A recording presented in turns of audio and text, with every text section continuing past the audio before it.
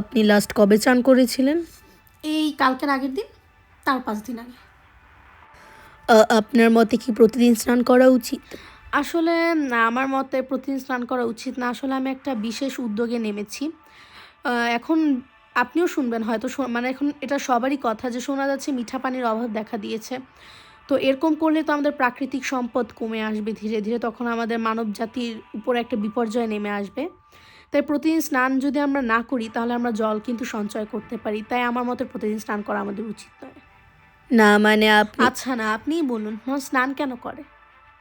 কেন পরিষ্কার হওয়ার জন্য? হ্যাঁ, তাই তো? তো তার মানে যারা অপরিষ্কার তারাই স্নান করে পরিষ্কার হওয়ার জন্য। আমি তো পরিষ্কার মানুষ, আমার স্নান করার দরকার হয় না। আমি এমনিই পরিষ্কার। না, মানে আরেকটা বিষয় কি, যেটা আসল বিষয়, আমি আসলে বাথরুমে যেতে খুব ভয় পাই। কারণ আমার জীবনের প্রতি একটা মায়া আছে তো। মানে জীবন মাত্র একটাই। মানে আসলে ব্যাপারটা কি, মানে আপনাকে যদি আমি একটা কথা বলি, আমি লাস্ট ব্রাশ করেছিলাম মনে হয় এই 7 দিন হয়ে আসলো। তারপরে সাহসই পাইনি। মানে জল এত ঠান্ডা, আমার আর মানে এই নিজের জীবন নিয়ে আর খেলতে মন চাইলো না। ওই চলে যাচ্ছে আমার। আপনি যদি বলেন কীভাবে চলছে, ওই চলে যাচ্ছে। জীবন তো একটাই। আবার গ্রীষ্ম আসবে, তখন তো ব্রাশ করে নিতেই পারবো। কিন্তু এই জীবন নিয়ে তো আর খেলা যাবে না, একটা মাত্র জীবন।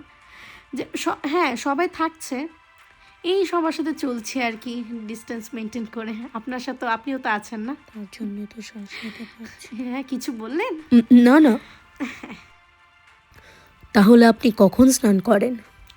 যখন কোনো জায়গায় যাই তার আগে। আপনি কখন যাবেন? আমি তো কোথাও যাই না।